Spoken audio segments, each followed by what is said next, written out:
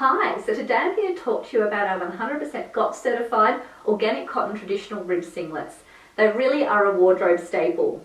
It's important to dress your baby in a singlet throughout every season. Singlets are perfect for both hot and cold weather.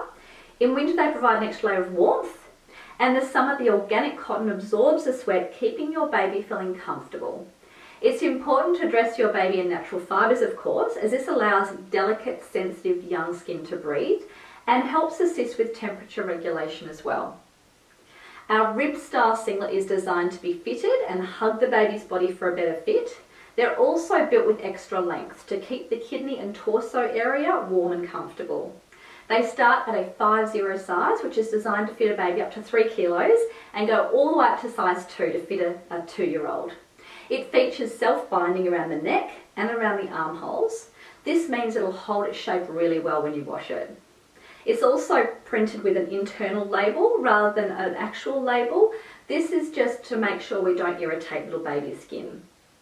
A singlet is the first layer that a baby wears, and it's really important because they can't regulate temperature very well for the first 6 to 12 months of life.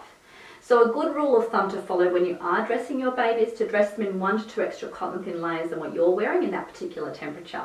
This is a red nose guideline. So the singlet is really that great first layer.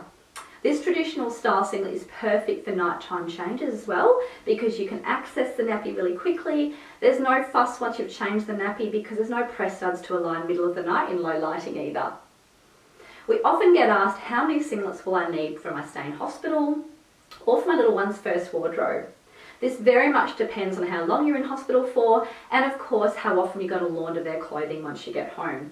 But as a general guide, you will most likely need 2 to 3 per day on average. We do have our wonderful hospital checklist and first wardrobe checklist as well, with suggested quantities to assist you in purchasing all the lovely items you'll need.